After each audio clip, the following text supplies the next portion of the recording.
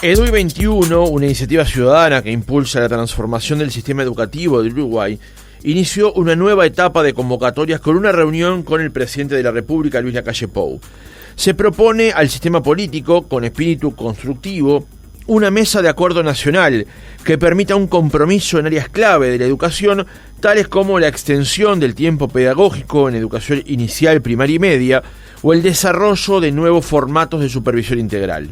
Ante estas propuestas de EDUI 21, llegan en momentos en que la ANEP aprobó el documento Marco Curricular Nacional, que responde a la sistematización de las diferentes etapas de consulta que este organismo puso en marcha con miras a avanzar en la transformación curricular integral. Mientras eso ocurre en Uruguay, en marzo pasado, el secretario general de Naciones Unidas, Antonio Guterres, convocó para septiembre una cumbre sobre la transformación educativa en el mundo.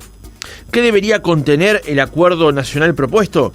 Lo conversamos esta mañana con Renato Operti, integrante de EDUI 21, decano de la Escuela de Posgrados de la Universidad Católica, magíster en investigación educativa y licenciado en sociología. Operti, ¿cómo le va? Buenos días, gracias por atendernos. Buen día, gracias a ustedes, a ti y a Rosana por esta posibilidad y como bien tú resumías, estamos en un momento importante de la educación nacional en cuanto a definiciones que no solo comprometen el corto plazo, sino el mediano y largo plazo. Así que bienvenido que ustedes agenden este tema en la opinión pública, ¿no? El gusto es nuestro, Operti. Cuéntenos, en primer lugar, ¿cuál es la génesis de esta nueva etapa que plantea EDUI 21 de llegar nuevamente al sistema político proponiendo esta mesa de acuerdo nacional? Yo creo que está muy bien como lo decís, ¿no? Es una nueva etapa de EDUI 21. Vamos a hacer un poquito de historia, un minuto nada más. EDUI 21 nace en el 2016, en 2017, con la idea de agendar la discusión de la educación nacional en una perspectiva de largo aliento, buscando siempre tejer acuerdos entre los partidos políticos y demás sectores sociales para lograr una transformación educativa profunda. En ese marco nosotros elaboramos el libro abierto, que es una propuesta de reforma integral que fue presentado en 2018 en el Salón de los Pasos Perdidos, atiborrado de gente, de diferentes públicos, de diferentes sensibilidades que nos dieron mucho aliento para seguir. En 2019 hicimos una ronda con los partidos políticos, con todos los candidatos, primero a las elecciones internas, después en la elección nacional, reafirmando dos cuestiones que para EDUI 21 son fundamentales. Uno, la necesidad de una profunda transformación educativa integral, que cubra los diferentes niveles, que sea efectivamente profunda y que vaya al cerno de los temas, que es formar las nuevas generaciones para el mundo que se viene, ¿no?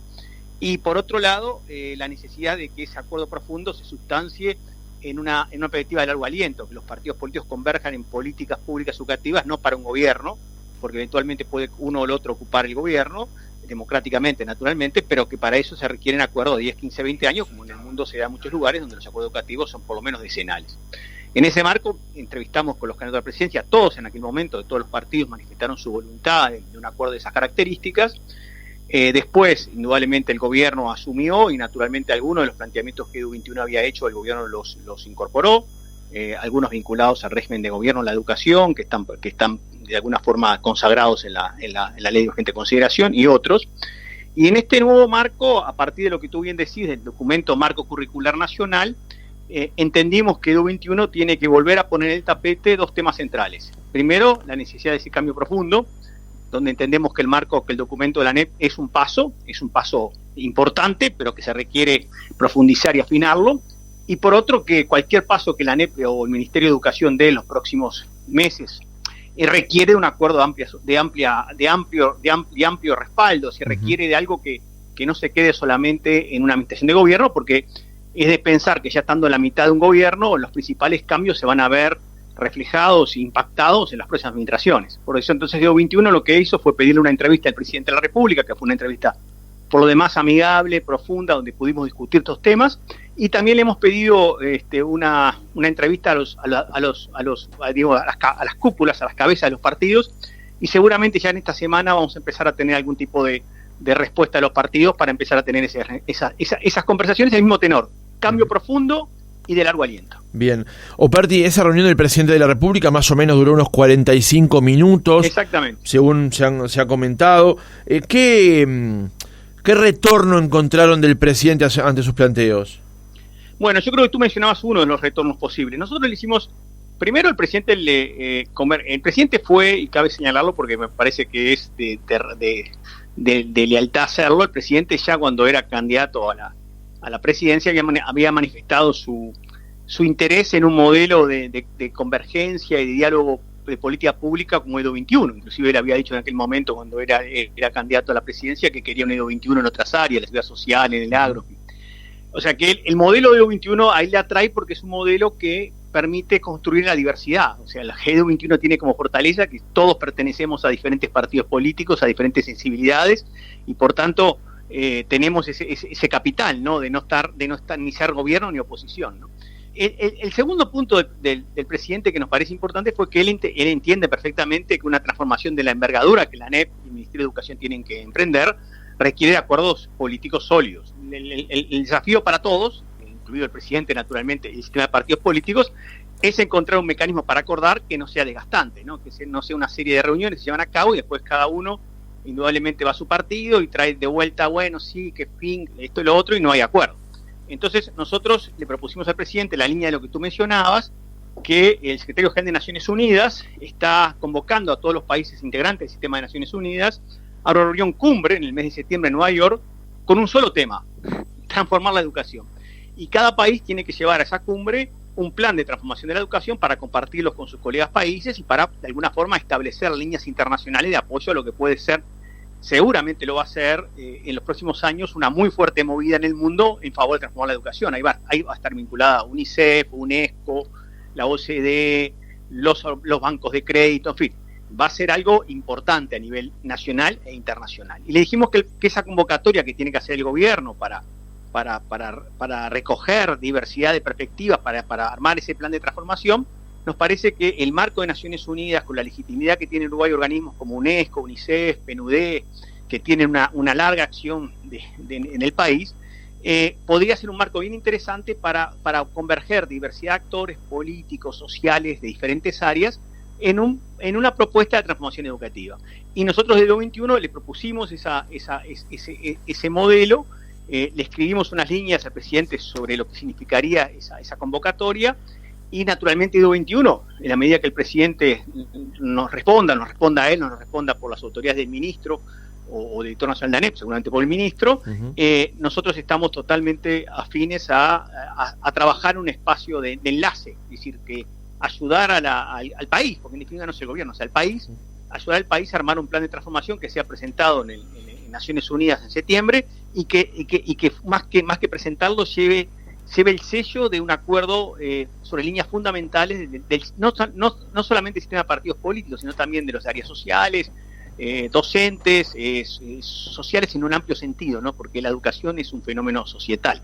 La otra propuesta que le hicimos al presidente, que también tuvimos mucho eco, fue una idea que nosotros ya habíamos planteado en la Comisión de Futuros. ¿Se acuerdan que el Parlamento creó una Comisión de Futuros? Sí.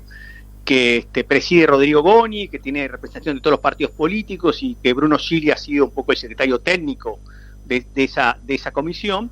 En ese marco nosotros presentamos una propuesta que es que en Uruguay tenga un laboratorio pedagógico como el Pasteur a nivel de la educación. ¿Qué significa eso? Una suerte de plan Ceibal en un formato ya de mayor amplitud. Esto es, un laboratorio pedagógico sería una especie de GACH pedagógico. Sería que los cientistas sociales, educadores, psicólogos, neurocientistas, antropólogos, filósofos, trabajen coordinadamente en un espacio donde se busque y se identifique y se evidencie las mejores formas de enseñar a los niños y niñas las lenguas, las matemáticas, las ciencias, cómo llegar a los sectores más vulnerables, cómo mejorar la producción oral, escrita. En el mundo se está haciendo eso. Francia es un buen ejemplo. Bajo el gobierno de Macron ha puesto un centro de experimentación pedagógica que tiene este sentido que estamos diciendo, y creemos que el Uruguay podría ser, en base a lo que ha implicado el plan Ceibal y sus desarrollos y su capacidad destacada que ha tenido en estos tiempos, poder ir a crear una especie de laboratorio pedagógico tipo Pasteur que le daría al país un plus en cuanto a qué, fundamentalmente, en cuanto a conocer cómo mejor podés enseñar la lengua materna, cómo podés mejor enseñar el inglés, cómo podés mejor enseñar las matemáticas, las ciencias, y todas esas cosas, todos esos elementos basados en la evidencia. Es decir, tener un gran laboratorio de experimentación para mejorar las oportunidades para los alumnos y los aprendizajes. Uh-huh. Esa propuesta al presidente también le pareció muy, muy atractiva, porque sería como que el Uruguay tuvo el plan Ceibal, que fue una fase fundamental, y que ahora, en base a lo que ha implicado el plan Ceibal, se anima a un estadio superior, que es tener un laboratorio de experimentación pedagógica a nivel local e internacional, porque el Uruguay tiene condiciones como para hacerlo esto no solamente a nivel local, y teniendo a los Radi, a los Cohen, a los Paganini de la educación juntos, trabajando para que den las mejores herramientas para que los niños aprendan más y mejor. Bien. Y eso lo podemos hacer. Y bueno, yo creo que lo planteamos en el Parlamento. En aquel momento estaba en la comisión también Rodrigo Arín, lo estuvimos hablando con él, a él también le gustaba la idea. En fin, también le gustó a varios parlamentarios, así que también el presidente se mostró satisfecho. También hicimos los deberes, le mandamos una notita para que él lo evalúe con su equipo. Bien.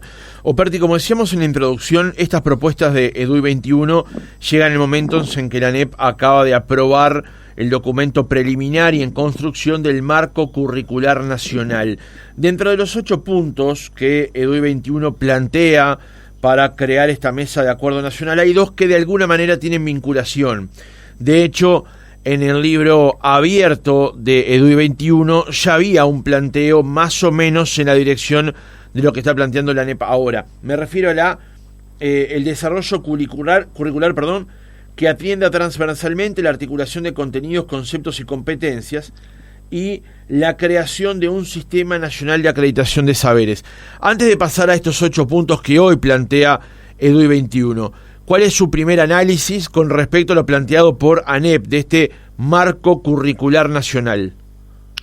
Bueno, yo creo que es una excelente pregunta, porque tú lo encuadrás dentro de una discusión más amplia. Indudablemente el marco curricular nacional es un avance conceptual. No cabe duda para nosotros que es un avance conceptual, porque introduce claramente una tendencia que es moneda corriente en el mundo. La mayoría de los países del mundo, regímenes del sur, del norte, en diferentes contextos de desarrollo, desarrollan y aplican lo que se llama un enfoque por competencias, para que los oyentes lo tengan claro. Un enfoque por competencia es lo que estás aplicando ustedes hoy y nosotros en esta entrevista. ¿Por qué? Porque un enfoque por competencias es la capacidad de responder a desafíos, capacidad de responder a problemas. Hoy tenemos, ustedes y yo, tenemos un desafío, tener una entrevista que razonablemente conecte con la gente. Para que esa entrevista conecte con la gente, ustedes y nosotros movilizamos una serie de conocimientos, valores, actitudes, habilidades que tenemos, emociones, naturalmente.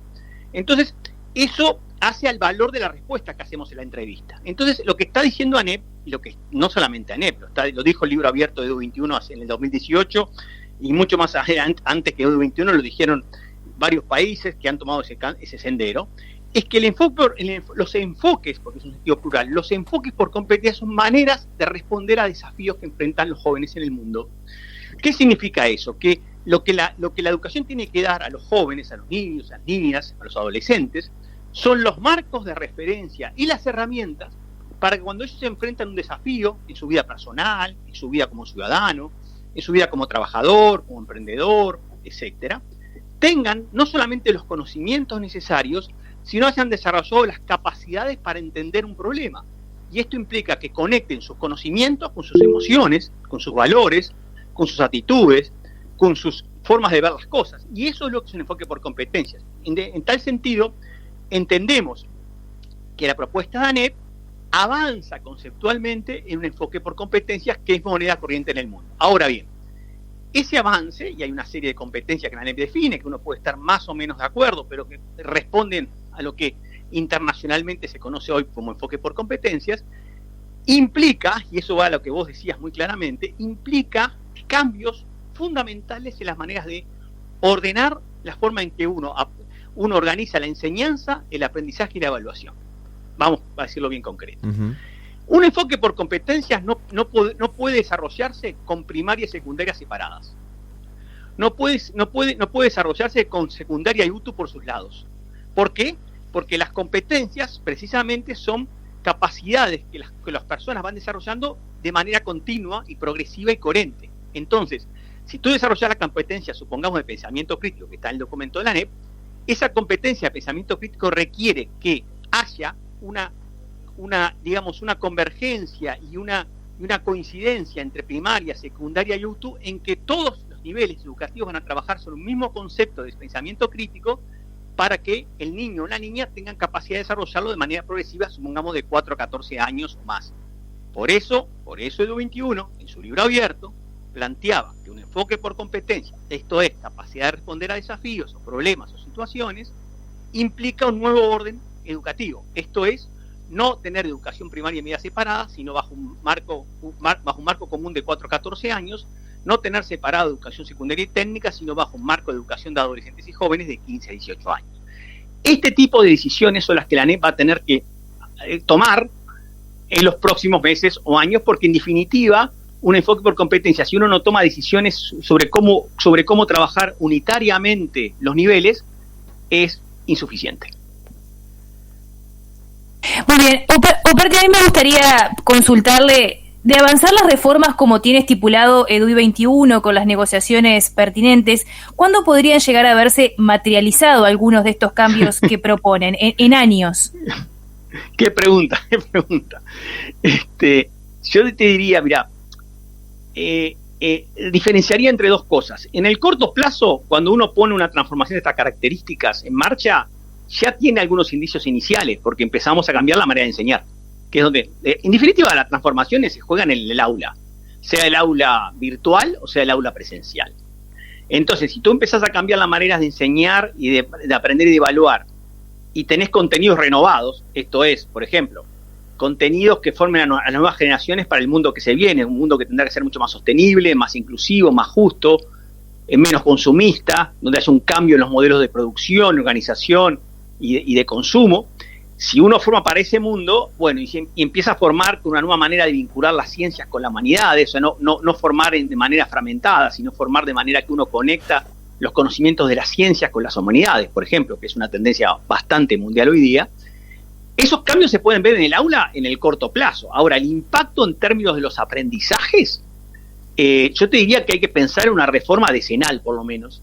Va a haber impacto en los aprendizajes. Quizás si la ANEP cambiara su manera de organizar los niveles de ciclos educativos y cambiara su manera de enseñar y de enseñanza, seguramente un impacto positivo en el corto plazo puede ser la capacidad de retención del sistema, o sea, la capacidad de retener más alumnos. Ustedes saben, y ustedes lo han dicho varias veces, que el Uruguay es de los países de América Latina que tiene mayores tasas de expulsión, no es abandono, es expulsión, no es deserción, es expulsión de los jóvenes del sistema educativo, fundamentalmente de la educación media, más agravado de la educación media superior, bachillerato, que la educación media básica. Ahora, si tú me preguntas respecto a los impactos en la mejora del aprendizaje de la lectura, de las matemáticas, de la ciencia, donde Uruguay tiene problemas graves, yo te diría que hay que pensar por lo menos en un periodo de 5 a 10 años para que esos cambios se reflejen en resultados de aprendizajes y de manejo de desafíos, de competencias, de manera sostenible. Por eso, Edu21 dice, no podemos plantear una transformación educativa solamente bajo una administración de gobierno, sea que el próximo gobierno sea de un partido o de otro, eso no está en discusión. Lo que nosotros está en discusión es la capacidad del sistema político de elevar su mira, de elevar su mira, lo hicimos con el mayor de los respetos, en el sentido de no estar tan atrapado por la coyuntura, por la inmediatez, por el rédito en el corto plazo, sino por la mirada de largo plazo. Y en ese sentido, Rosana, hay un tema que, si me permitís, me gustaría decirlo brevemente, es que todos los partidos políticos, y eso lo vamos a decir en las entrevistas con todos los partidos políticos tienen que pronunciarse sobre el marco curricular nacional. Y los partidos políticos tienen que decirle a la ciudadanía de manera clara y sin artilugios si están de acuerdo en que el país progrese hacia un enfoque donde se enseñe para responder a desafíos. Porque el mundo es ese, el mundo es de desafíos. Si nosotros queremos a los jóvenes formarlos para el mundo que se viene, tenemos que cambiar la manera de enseñar y aprender.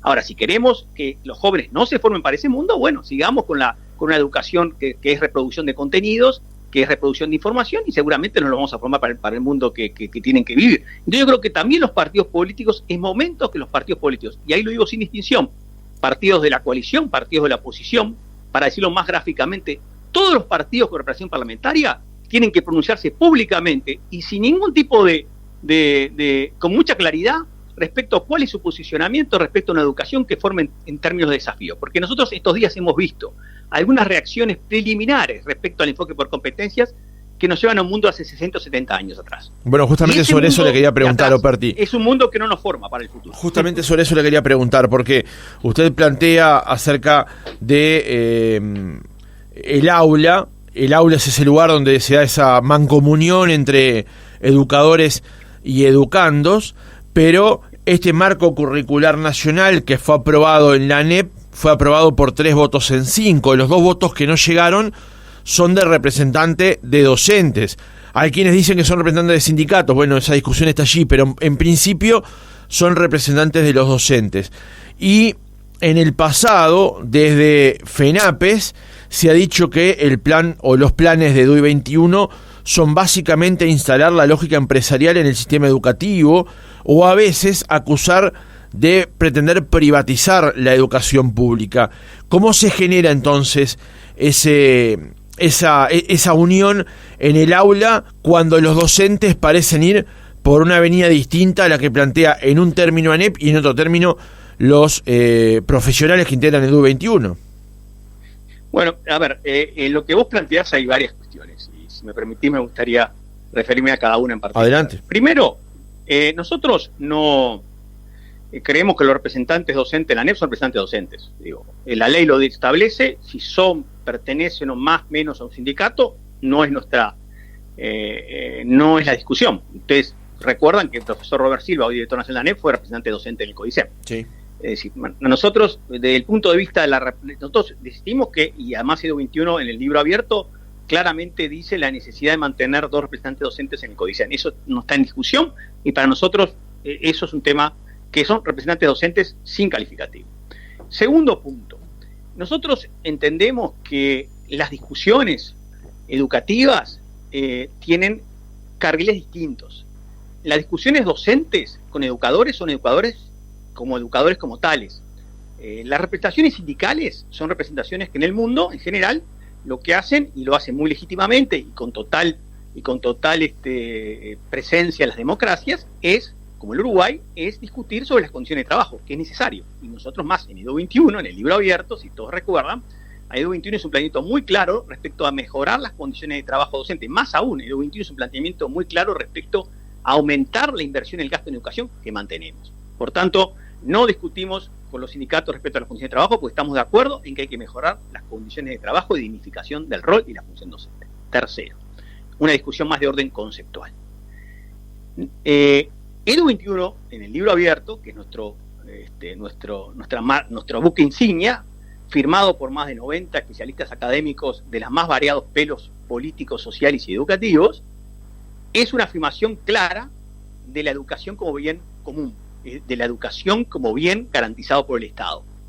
Si tú lees el libro abierto y lo volvés a leer, las definiciones que hace EDU 21 del libro abierto se inscriben en las tradiciones más sociales del Uruguay, del Estado social del Uruguay de principio del siglo pasado. Es decir, es claramente una afirmación del Estado social. No hay ninguna referencia en todo el libro abierto a la privatización de la educación, a la supuesta mercantilización de la educación, a la educación entendida como servicio. No lo hay. Cuarto aspecto. Queremos una discusión de buena fe. Una discusión de buena fe es no atribuir al otro cosas que el otro no dice.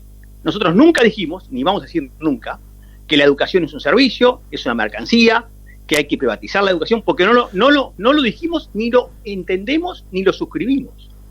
La educación es una política pública de largo aliento que requiere del esfuerzo combinado e integrado del sector público y privado, sí, pero es al Estado garantizar las oportunidades para todos los niños y niñas con independencia de donde estén, de donde viven y sus circunstancias sociales y económicas.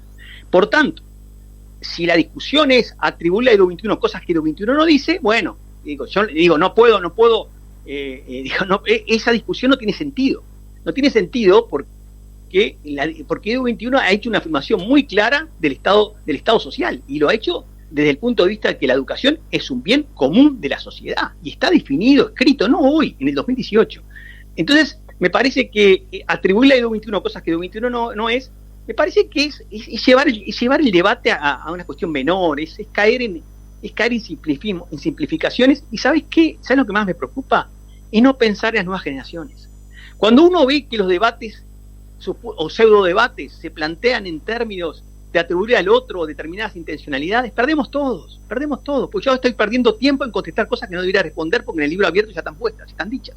Y perdemos tiempo en no dedicarnos a lo fundamental, que es formar a las nuevas generaciones para un mundo sostenible, para un mundo que está en riesgo de sobrevivencia, y que nuestra preocupación hoy tiene que ser transversalizar la educación de cambio climático en toda la educación, darle a los jóvenes herramientas para que puedan ser ellos capaces de poder responder a los problemas en términos de los desafíos ambientales que tienen que enfrentar. Claro, uno comparte 100% eso que usted plantea, Operti, pero en Uruguay tenemos problemas para la definición de las horas docentes.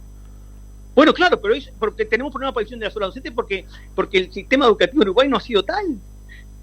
¿Ustedes piensan que en el mundo existe un sistema educativo donde las horas docentes se toman todos los días, todos los años? ¿Ustedes pueden pensar en un sistema educativo donde primaria, secundaria y adulto trabajan por su lado, hoy un poco más coordinadamente que antes, pero tampoco hoy significa que tenemos un sistema educativo integrado? Eso es un hándicap, no para el sistema, para los jóvenes. ¿Ustedes no creen o no podemos pensar que la manera en que el sistema educativo está organizado no tiene que ver con la expulsión de los jóvenes del sistema educativo? No, definitivamente. ¿Alguien se puso a pensar o se dijo que la manera en que hoy tenemos organizado el sistema educativo puede llegar a ser un elemento de expulsión de los jóvenes? Porque, entonces, ese tipo de decisiones requieren lo que nosotros señalamos: liderazgo político, voluntad técnica, profesional y capacidad de acuerdo. Y la verdad que lo que quiere decir el sistema político: pónganse las baterías en este tema, no dejen de la discusión de la rencilla menor, pongan la discusión en el tema central, que es formar a las nuevas generaciones para el mundo que se viene. Eso es lo fundamental del país, sea el gobierno de coalición, sea de oposición, no importa, porque todos van a estar afectados por eso. Los hijos de los que están en el gobierno y los que no están en el gobierno van a estar afectados por ese tipo de cosas. Entonces, entiendan que el tema central de Uruguay es formar para el mundo que se viene, y que si no lo hacemos, queridos colegas, el Uruguay no tiene destino como sociedad integrada e inclusiva. Y eso es el gran tema del Uruguay, es dejar de lado la discusión del corto plazo, te gano acá, te juego acá, y ponerse a discutir los temas centrales. Y nosotros en U21 encontramos en el presidente, sinceramente, un eco para que el país se encamine a eso. Le hicimos 2 propuestas, ojalá que esas propuestas puedan desarrollarse. Operti, yo le quería consultar también en estas reformas profundas y de largo aliento que usted mencionaba al principio de la entrevista, ¿qué rol juegan las tecnologías de la información para EDUI 21? Son fundamentales. La tecnología de información es una manera de acelerar y de democratizar, te diría, las oportunidades de aprendizaje para todos los niños por igual.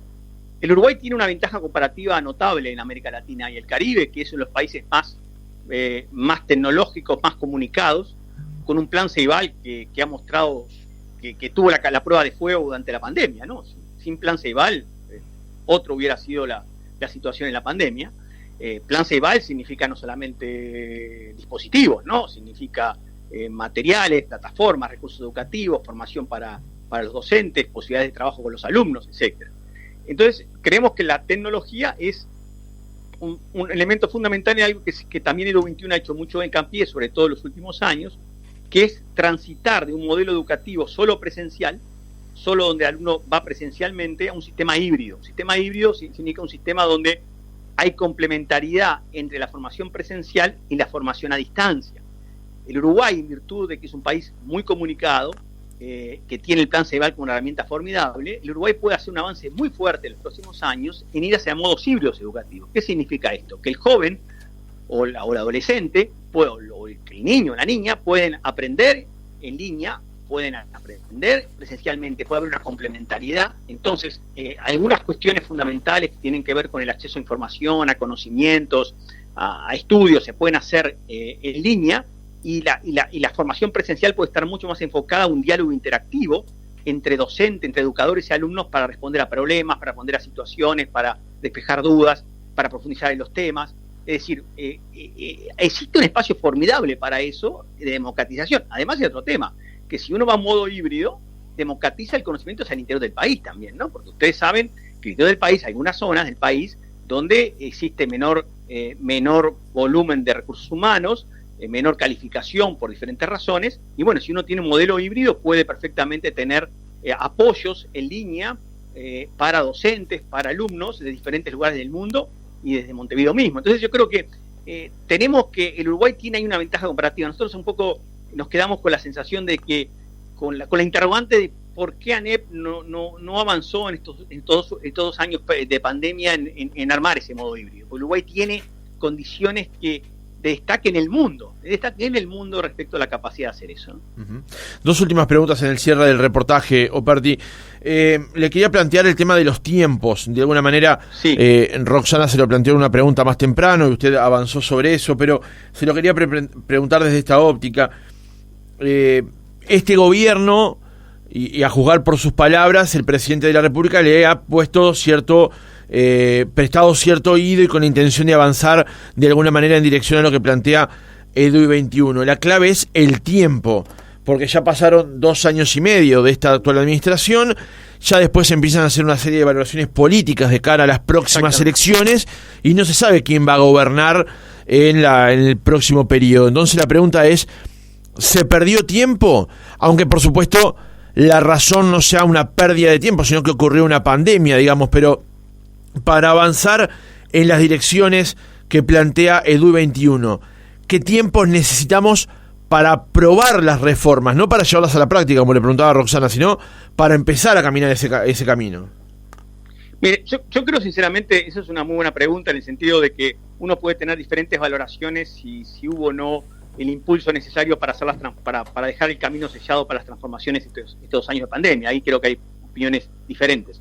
Lo que sí nos parece importante de marcar y de señalar es que las principales decisiones fundamentales, profundas, sobre las transformaciones hay que tomarlas este año. Por ejemplo, hay que tomar decisión sobre un nuevo sistema un nuevo estatuto docente, un nuevo estatuto que establezca las condiciones de trabajo, de profesionalización, de progresión profesional de los docentes.